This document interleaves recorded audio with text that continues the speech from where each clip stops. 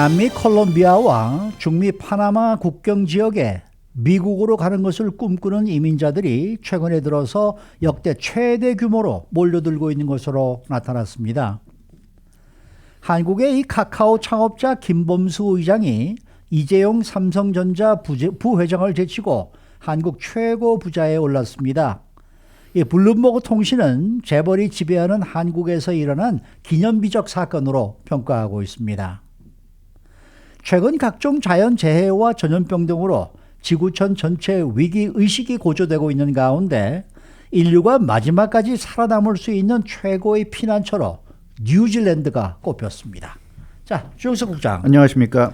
우선 콜롬비아와 파나마 국경 지역에 이 미국행을 바라는 이민자들이 몰려들고 있다는 소식인데 도대체 어느 정도라 몰려드는 겁니까?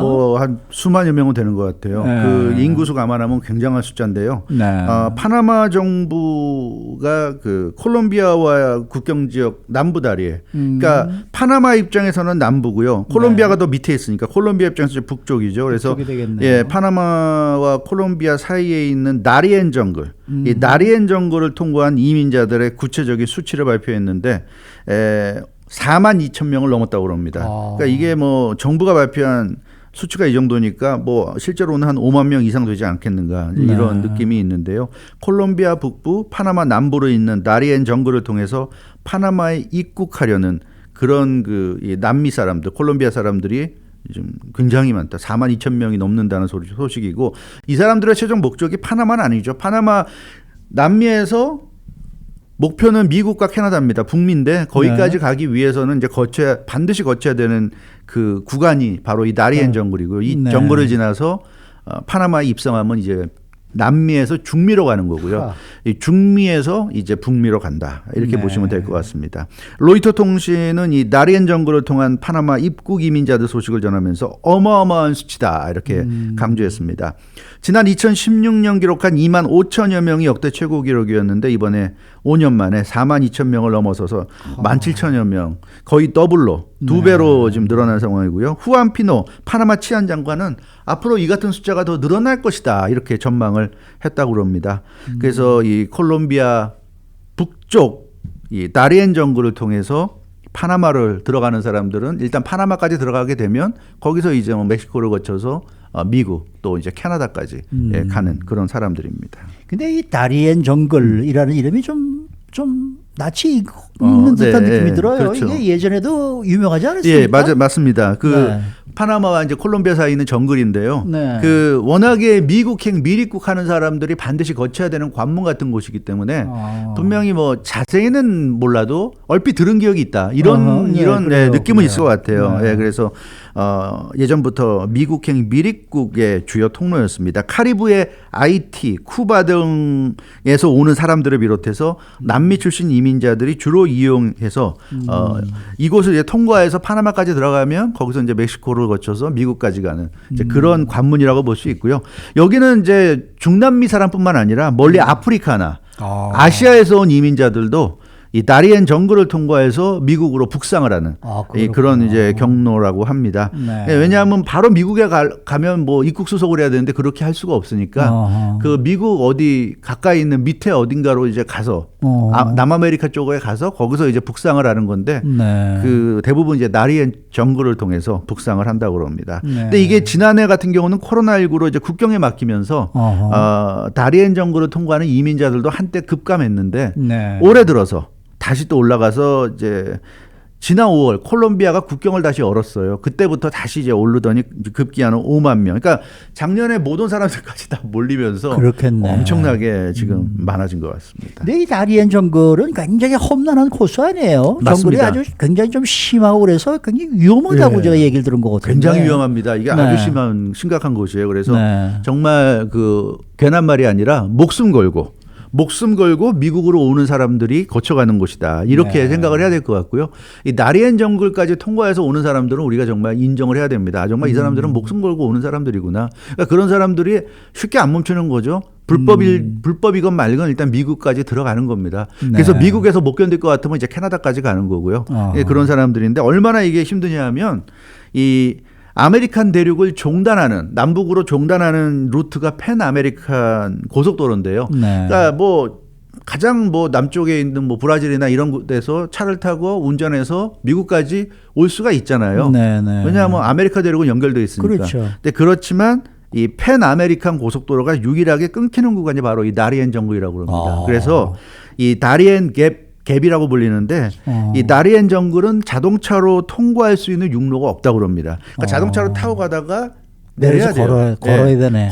걷거나 뭐 배를 타고 돌아가거나 해야 되는 그런 상황인데 이 열대우림 산악 지역을 통과해야 되는데 이 열대우림이 굉장히 많은 야생동물이라든가 득식을 하고 또 여기 범죄 조직까지 활동하기 때문에 그 여러 가지 위험이 도사리고 있다고 합니다. 쉽지 않다고 그래요. 그래서 이 다리엔 정글을 살아서 통과하는 것도 그렇게 만만치 않다.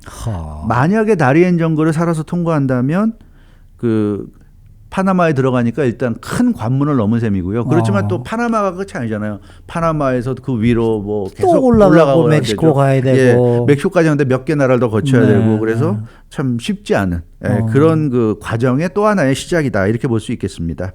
그 지금 그 보도 나온 걸 보면 콜롬비아 북부의 네코클리라는 지역이 있는데요.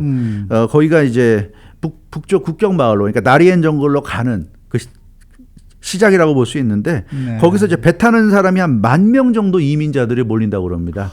그러니까 보통 그 콜롬비아 북부 네코클리가 이 다리엔 정글 가는 사람들의 시작점이라고 그래요. 여기가 10,000명이 몰리는데 배는 한정됐을 거 아닙니까? 그렇죠, 배를 탈 수 있는 사람이. 근데 사람이 계속 몰리니까 차례를 기다리면서 마을에서 계속 머문다 그래요. 그래서 그 네코클리 마을도 굉장히 지금 혼잡하는 상황이라고 합니다.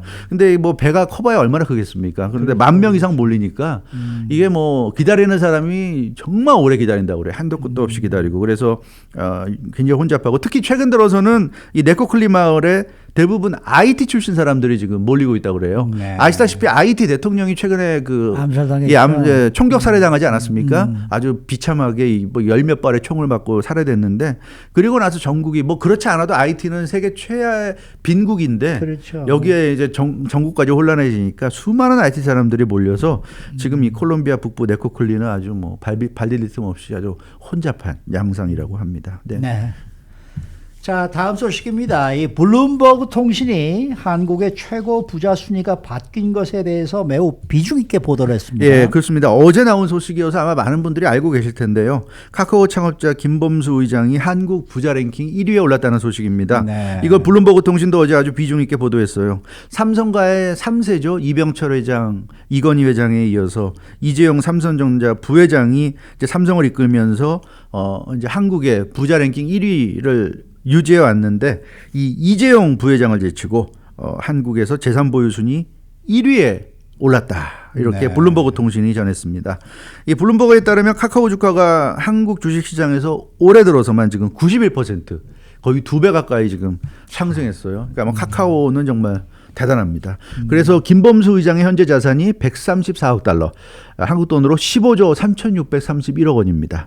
그래서 지금 1위고요. 이재용 삼성전자 부회장이 121억 달러, 13조 8,726억 원. 그래서 이재용 삼성전자 부회장보다 한 1조 5천억 원이 더 많습니다. 김범수 의장이. 그래서 김범수 의장이 한국의 부자 랭킹 1위에 올랐고요. 김범수 의장은 역시 그 주가 급등이 결정적이었죠. 91%가 올랐는데 올해만 60억 달러, 6조 8,790억 원이 오르면서 이렇게 대박을 터뜨린 것으로 나타났어요. 네. 근데 이 카카오에 대해서도 아주 상당히 좀 뭐랄까 그 정확하게 얘기를 한 것 같은데 지금 이 한국 부자 1위에 김범수 의장이 우선 올랐다. 이거 우리가 생각해도 좀 이거 대단한 거 아닙니까? 지금까지 뭐 항상 뭐 삼성, 현대 뭐 이런 대재벌만 생각했는데 갑자기 말이죠 이렇게 올라올 수 있다는 거 이거 아주 대단한 사건인 것 같아요. 예, 뭐 한국에서는 또 그렇게 생각할 수 있고요. 특히 이제 이 블룸버그 통신은 그 부분을 굉장히 주목을 했습니다. 한국은 재벌이 지배하는 사회다 이렇게 규정을 했어요. 그래서 한국 사회는 재벌이 지배하는 사회고 그래서 모든 경제 활동이 결국 재벌을 통해서 이루어지는 그런 국가고 그렇죠, 그렇죠. 그래서 이 역시 가장 큰 돈을 버는 건 재벌들이고 그렇기 때문에 항상 재벌들이 부자 랭킹을 독식해왔다 이렇게 전하고 있습니다. 그래서 수십 년 된 대기업들 재벌이 지배하는 한국에서 김범수 의장이 부자 1위에 등극한 것은 큰 사건이라고 평가했고요. 특히나 김범수 의장은 자수성가한 인물이라는 점을 강조했습니다. 네. 재벌이 뭡니까? 재벌은 자기 아버지 할아버지 때부터 부자잖아요. 그렇죠. 그러니까 그러기 때문에 재벌인데 이 김범수 의장은 맨손으로 이런 부를 이뤘다는 점이 대단하다 이렇게 블룸버그 통신이 얘기하고 있습니다. 부모로부터 아무것도 물려받은 것 없는 기술기업 IT 창업주가 최고 부자에 오른 것은 한국에서는 일어날 수 없는 일이다. 그러니까 한국은 예전부터 그런 얘기 했잖아요. 한국은 절대로 개천에서 용날 수 없는 국가가 한국이다. 이런 얘기를 하고 했는데 정말 그 일어날 수 없는 일이 일어났다고 블룸버그 통신이 얘기하고 있습니다. 자수성가한 IT 창업 기업자가 재벌 회장들을 제쳤다는 건 기념비적인 사건이다. 그렇죠. 이런 얘기까지 했어요. 그만큼 또 IPO 기업 공개 힘을 보여주는 사례기도 하다. 이렇게 분석했는데 이 김범수 의장 그 카카오 주가가 오르고 자회사가 IPO 속속 추진하면서 계속 지금 돈을 벌고 있는 그런 상황입니다. 이 사람이 지금 만든 이 카카오가 우리가 쓰는 그 카톡을 네, 맞아요. 그 만든 회사죠. 그렇죠. 이 카카오가 어떤 회사예요? 예, 그러니까.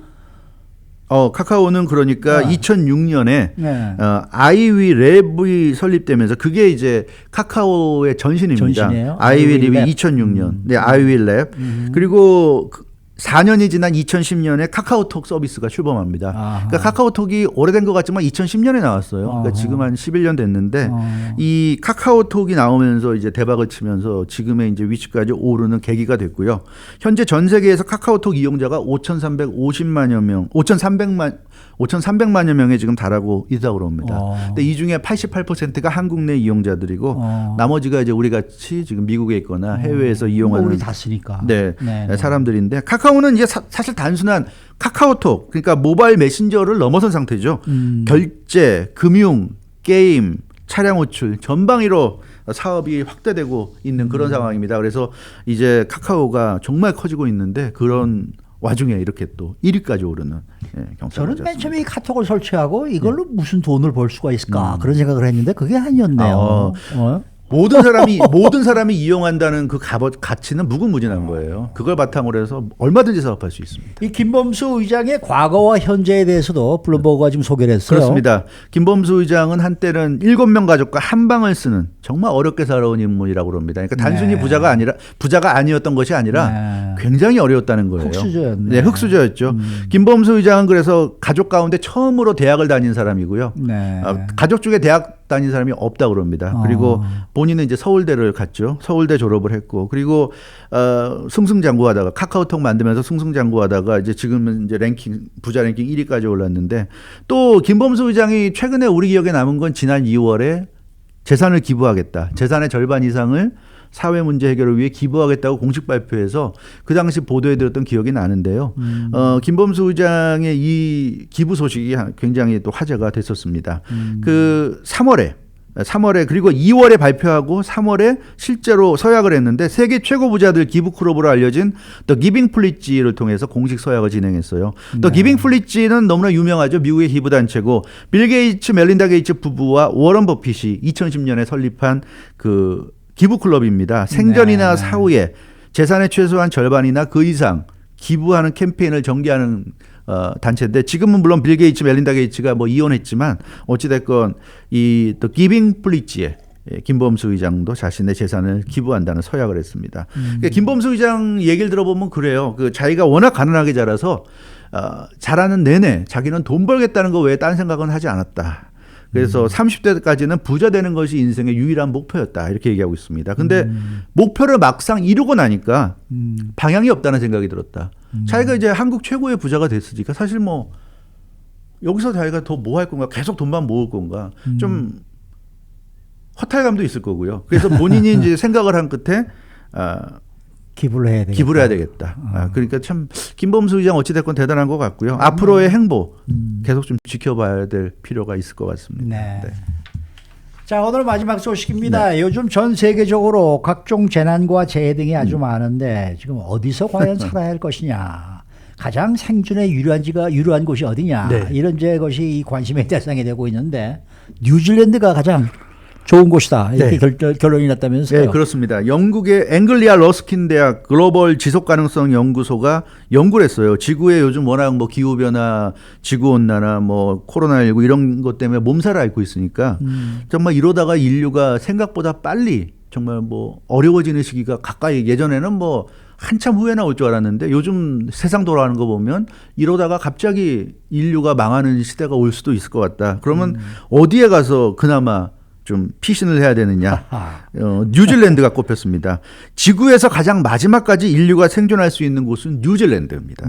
농경지가 풍부하고 인구 밀도가 낮고 남반구 섬나라라는 점. 그러니까 대부분의 인구가 다 북반구에 있잖아요. 그렇죠. 그런 점에서 생존에 가장 유리한 곳은 뉴질랜드다. 이렇게 결정을 했다고 그럽니다. 근데 어떤 조건을 가지고 기준을 삼은 네. 거예요, 그러니까? 그 러스킨 대학이 기준을 삼은 것은 심각한 그 금융위기, 기후변화, 자연파괴, 코로나 이런 여러 가지를 염두에 두고 이런 그 위기, 문제로부터 어떻게 벗어날 수 있는가 여기에 초점을 뒀어요. 그래서 몇 가지 요소를 가지고 얘기했습니다. 첫 번째는 식량이죠. 네. 먹어야지 살잖아요. 그래서 그렇죠. 식량의 해외 의존도가 낮아야 될 것. 그러니까 자급자족이 가능해야 된다는 얘기고요. 난민의 대규모 이주로부터 국경을 보호할 수 있을 것. 그러니까 자꾸만 사람들이 밀려오면 또 안 되니까. 그리고 생존에 필요한 전력. 전기는 절대적입니다. 전기 없이는 네. 못 살죠. 전력을 지속적이고 안정적으로 공급할 수 있을 것. 이런 기준을 가지고 살펴봤더니 뉴질랜드가 최고더라. 이런 결론에 나온 겁니다. 그러니까 지금 방금 이게 언급하신 그런 기준들을 가지고 뉴질랜드가 네. 넘버원이다. 네. 이제 이렇게 올랐다는 얘기 아니겠습니까? 그 뭐 2위, 3위도 네, 나와 있어요. 네. 1위가 뉴질랜드고요. 2위가 아이슬란드, 3위가 영국, 4위가 아일랜드죠. 그럼 뭐 다들 생각하실 거예요. 다 섬나라라는 생각하실 텐데요. 네. 그러니까 결국 조건이 그렇잖아요. 식량의 의존도는 낮아야 되고 난민이 있으면 안 되고 자꾸만 들어온 사람이 있으면 안 되고 생존에 필요한 전력. 근데 난민 같은 게 안 오려면 다른 나라와 국경을 접하고 있으면 막기가 힘들잖아요. 네.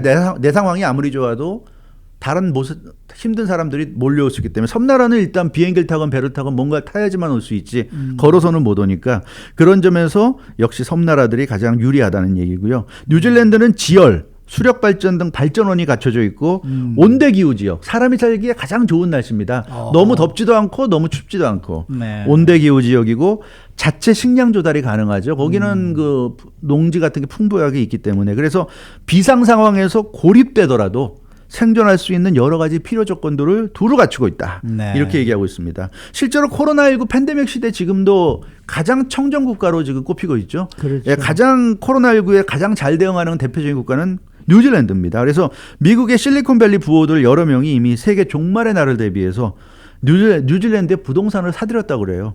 이 자신들이 사들인 뉴질랜드 부동산의 이 실리콘밸리 부호들이 벙커를 짓고 있다고 합니다. 이게 이제 비즈니스 인사이더에 나왔는데요. 그래서 여차하면 뉴질랜드에 가서 벙커에 지내면서 그래도 이 대피하면서 좀 생존을 도모하겠다. 이런 생각들을 세계 최고의 부자들이 지금 하고 있고요.